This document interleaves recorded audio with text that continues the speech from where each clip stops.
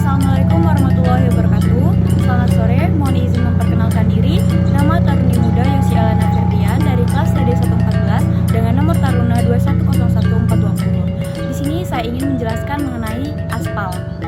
Seperti dapat dilihat di sebelah saya, merupakan contoh jalanan yang dilapisi dengan perkerasan aspal. Nah, kira-kira apa sih pengertian dari aspal? Aspal atau yang sering juga disebut bitumen merupakan bahan hidrokarbon yang bersifat melekat atau adhesif, berwarna hitam kecoklatan, tahan terhadap air, dan bersifat visoelastis.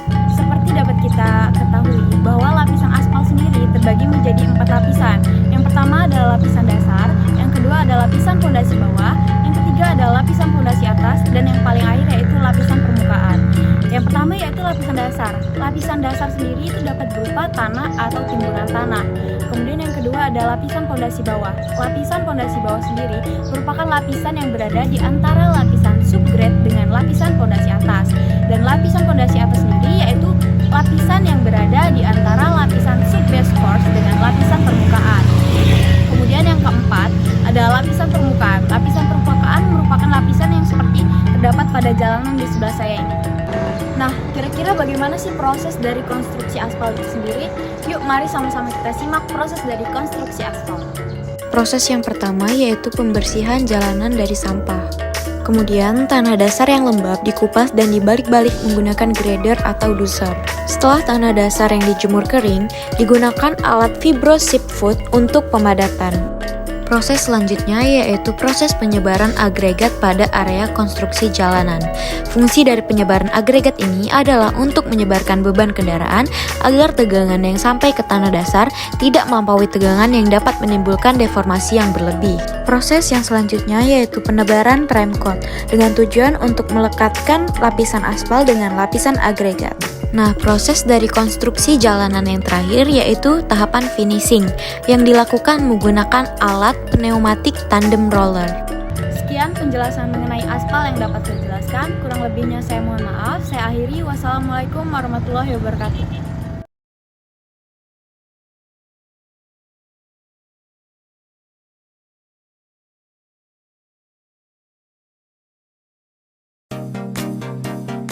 Indonesia merupakan negara yang penuh dengan kekayaan alam yang begitu melimpah. Sumber daya alam adalah segala sesuatu yang berasal dari alam yang dapat digunakan untuk memenuhi kebutuhan manusia di muka bumi ini. Bengkulu dan hasil alamnya merupakan salah satu daerah yang terdapat di Indonesia. Daerah yang masih sangat kaya dengan hasil alam, salah satu adalah batu bara.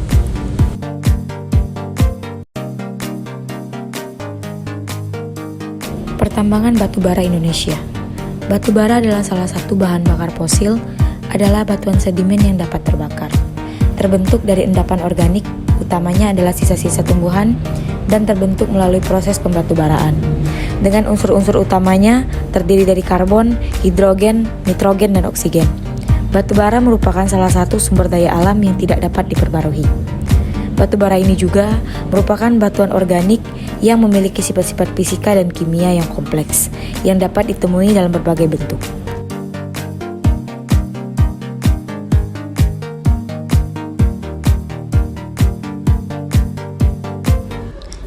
Manfaat batu bara. Yang pertama, sebagai sumber bahan bakar pembangkit listrik. Yang kedua, menghasilkan produk gas. Yang ketiga, bantu industri baja. Yang keempat, membantu produksi pupuk pertanian. Yang kelima, untuk produksi industri aluminium. Yang keenam, bantu perindustrian kertas. Yang ketujuh, menjadi bahan bakar transportasi. Yang kedelapan, mendukung produksi semen. Yang kesembilan, mengolah produksi industri kimia. Yang kesepuluh, bahan bakar dengan bentuk cair. Yang sebelas, pembangkit listrik tenaga uap. Dan yang kedua belas, kebutuhan rumah tangga. Berikut adalah karakteristik batu bara.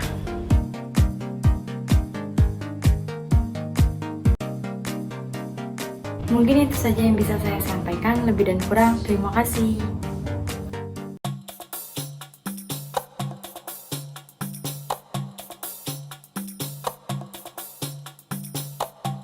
Assalamualaikum warahmatullahi wabarakatuh. Selamat siang, mohon izin senior menyampaikan. Izin memperkenalkan diri, nama Taruna Muda Anggiani Mulia, nomor Taruna 2101041, kelas TD 114. Pada kesempatan kali ini, saya akan membahas tentang bahan, yaitu bahan kayu. Bahan kayu yang saya ambil pada hari ini adalah kayu lin. Kayu lin atau disebut dengan kayu bulian dengan nama latin Calusi Dirextrilan Zogheri merupakan kayu asli Indonesia. Kayu ini digolongkan ke dalam suku Lauraceae yang memiliki ketinggian 30,35 meter dengan diameter yang besar, yaitu 60 sampai 120 cm. Kayu ini memiliki karakteristik yang berupa bertekstur keras, kasar, dan kuat. Kayu ini memiliki aroma yang sangat khas dan tahan terhadap serangan rayap, tahan terhadap perubahan suhu, dan memiliki nilai ekonomi yang tinggi. Manfaat kayu dari kayu lin: satu, bermanfaat bagi ekologi di sekitarnya. Yang kedua, bisa dimanfaatkan sebagai perhiasan atau aksesoris, dan bisa dimanfaatkan sebagai bahan untuk konstruksi transportasi darat. Contohnya sebagai konstruksi dari jembatan dan pembangunan halte menggunakan kayu serta rambu-rambu sebagai pengganti rambu sementara.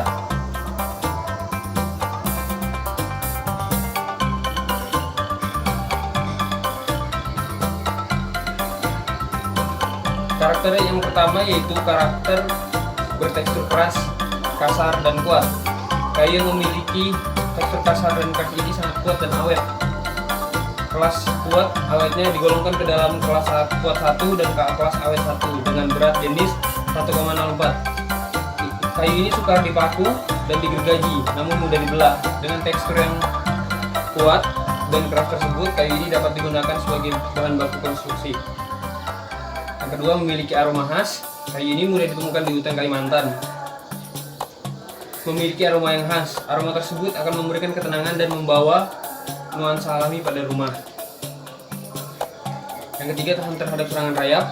Berkat teksturnya yang keras dan kasar, kayu ini tahan terhadap serangan rayap. Kandungan alami yang dialaminya juga membuat rayap tidak menggerogotinya. Jadi, Anda tidak perlu khawatir dengan bangunan roboh, jembatan roboh, karena kayu ini sangat kuat dan tahan terhadap serangan rayap.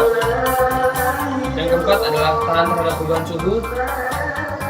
Selain tahan terhadap serangan rayap, kayu ini juga tahan terhadap perubahan suhu, cuaca, kelembapan, dan air laut. Ketahanan yang kuat tersebut menjadikan kayu besi ini mampu bertahan hingga ratusan tahun. Tidak salah jika kayu ini dijuluki dengan kayu besi. Yang kelima, mempunyai nilai ekonomi tinggi. Karakteristik dan keunggulan yang membuat kayu lin mempunyai nilai ekonomi yang tinggi. Selain karena kuat dan awet, jumlah tanaman kayu lin yang semakin terbatas membuat kayu ini harganya semakin melambung tinggi. Jadi sekian penjabaran saya tentang kayu lin, di mana kayu lin ini adalah kayu khas dari Kalimantan dan sangat banyak digunakan di Kalimantan sebagai bahan konstruksi jembatan, rambu sementara, dan bangunan untuk membuat seperti halte dan terminal. Sekian dari saya, mohon maaf jika ada kurang. Wassalamualaikum warahmatullahi wabarakatuh dan selamat siang.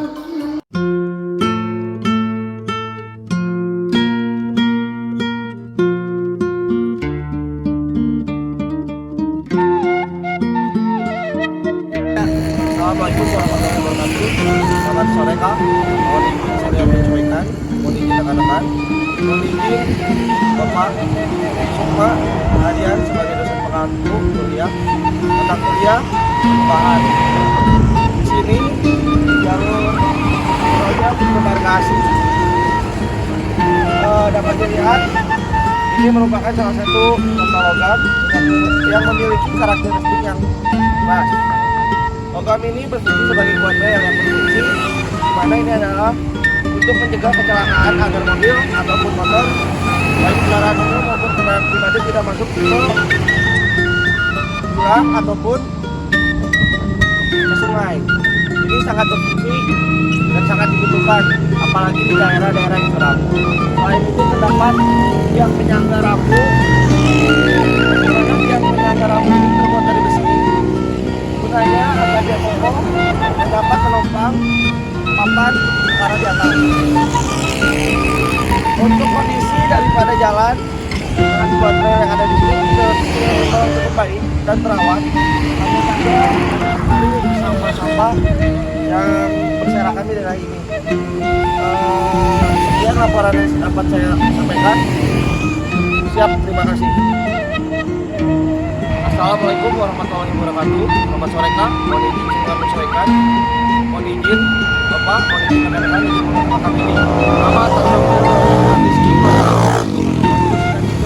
kelas TD 114. Di sini hari Sabtu tanggal 2 Juni 2022 saya sedang berada di jembatan dekat exit tol Pintu Samosir, kemudian Embarkasi. Hari ini saya akan menjelaskan tentang logam. Logam di sini yaitu sebagai besi yang karakteristiknya adalah keras. Logam sendiri bersifat kokoh dan kuat sehingga dapat mencegah segala sesuatu yang mungkin bisa membahayakan. Selain itu, di sini terdapat jaring-jaring yang terbuat juga dari jenis logam. Fungsinya adalah untuk menahan dan mengamankan jalur jalan tol sendiri. Dikarenakan bisa saja terjadi hal-hal yang tidak diinginkan, sehingga ini adalah salah satu bentuk pengamanan jalan tol yang ada di daerah ini. Untuk selain pengamanan di sini, terdapat juga guardrail. Guardrail sendiri berada di ujung daripada ujung jembatan ini, dan fungsinya juga sama menghindarkan para pengendara motor atau mobil ketika terjadi kecelakaan dia akan tertahan oleh guardrail itu sendiri. Sekian laporan yang dapat saya sampaikan. Siap, terima kasih Pak.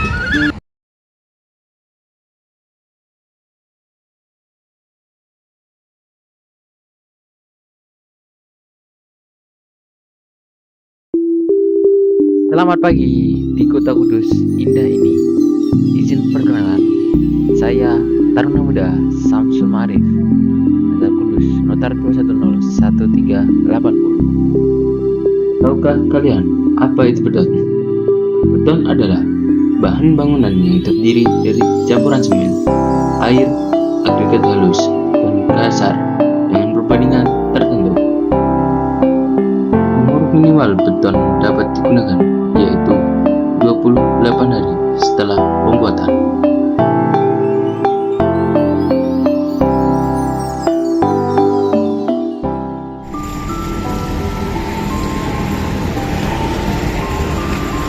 Assalamualaikum warahmatullahi wabarakatuh. Di sini saya Taruna Muda Samsul Ma'arif akan memberikan contoh sebuah beton dalam jalan lingkar arteri Kudus. Selain di jalan, biasanya beton berada di jembatan dan dermaga.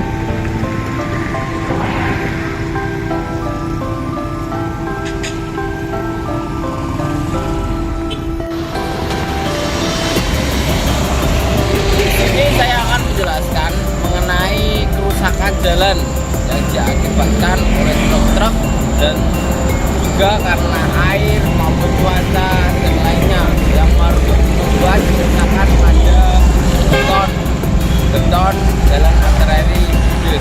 Contohnya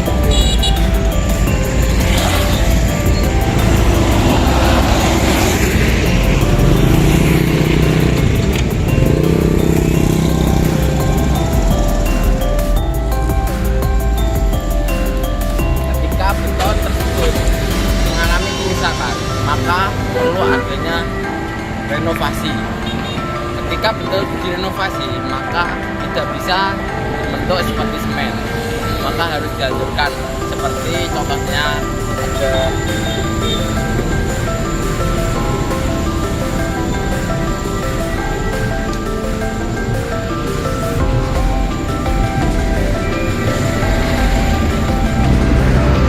selain jalan yang terbuat dari beton, batas jalan juga bisa terbuat dari beton. Makanya sini bisa berukuran kurang lebih 50 cm, yang mana guna untuk membatasi jalan yang ada pada dua jalur, yaitu jalur sebelah kanan dan jalur sebelah kiri.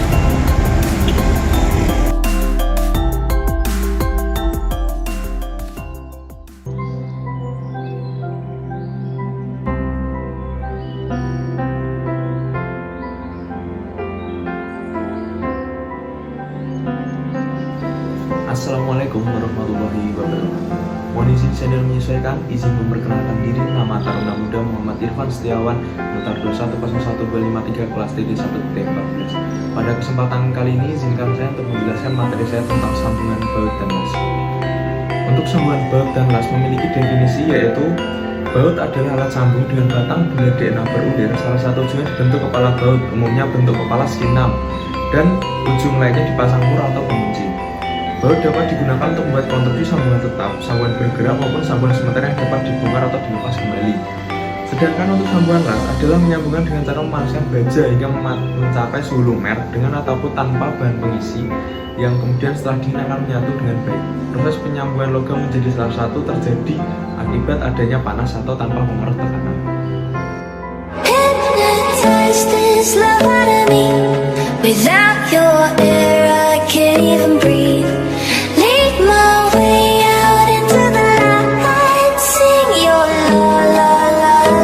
Daripada pengertian di atas, saya akan mengidentifikasi rambu lalu lintas yang ada di daerah dekat rumah saya, yaitu di Kota Salatiga, Provinsi Jawa Tengah. Tata cara penempatan rambu lalu lintas mengacu pada Keputusan Menteri Perhubungan Nomor KM 61 Tahun 1993 tentang rambu-rambu lalu lintas jalan. Rambu-rambu lalu lintas jalannya bertuliskan stop dengan latar merah, berarti dilarang untuk berjalan di suatu jalur. Pengendara yang akan memasuki simpang diharuskan untuk berhenti melihat lalu lintas yang datang dari kiri atau kanan serta memperhatikan prioritas terlebih dahulu, baru masuk ke persimpangan kalau sudah yakin aman atau tidak ada kendaraan lain yang melintas. Untuk ciri-ciri rambu ini adalah mulai dari tampak depan. Tampak depan sendiri daun rambu berbentuk segi 8 dengan kepala baut head berjumlah 4 buah di tengah. Bentuk sehingga menggunakan PVC. Tiang rambu berupa pipa galvanis kurang lebih sepanjang 300 cm. Pondasi tiang rambu cat beton. Untuk tampak belakang sendiri, tampak belakang bentuk uliran batang bautnya ulir segitiga. Atas namanya ulir kanan sebenarnya yaitu sebagai baut pengikat. Mur baut untuk mengikat bahan ringan seperti logam lembaran. Mur berbentuk lipat. Baja ringan dilas pada rambu menggunakan sambungan T-join, satu bagian diletakkan tegak lurus pada bagian lain. Jenis las bijasan geometrik menggunakan las jalur atau fillet wet, yaitu logam pengisi digunakan untuk menyambung sisi melintang pada bagian yang membentuk segitiga siku-siku. Ada beberapa kerusakan pada rambu ini seperti mengalami kotor pada bagian depan. Untuk selebihnya hanya mengalami karat pada bagian galvanis, dan hanya itu saja kerusakan yang dapat saya sampaikan. Nah, setelah mengetahui alasan di atas, saya akan menjelaskan tentang alasan mengapa memakai baut pada rambu. Keuntungan sambungan baut yang pertama lebih mudah dalam pemasangan dan penyetelan konstruksi di lapangan. Yang kedua, konstruksi sambungan dapat dibongkar pasang. Yang ketiga, dapat dipakai untuk menyambung dengan jumlah tebal baja lebih dari 4D, tidak seperti papeling dibatasi maksimum 4D. Namun kekurangan sambungan baut sendiri yaitu yang pertama, sambungan mur baut harus dirawat secara terus-menerus agar tidak mengalami kerusakan. Apabila ada salah satu mur atau baut yang rusak, maka pembongkaran akan sulit. Yang ketiga pun sambungannya kurang rapat. Dari penelitian di atas dan penjelasan saya di atas, mungkin saja yang dapat saya sampaikan dari hasil identifikasi saya terhadap rambu yang saya jelaskan. Kurang lebihnya mohon maaf. Akhir kata, bila taufiq wal hidayah. Wassalamualaikum warahmatullahi wabarakatuh. Terima kasih Bapak.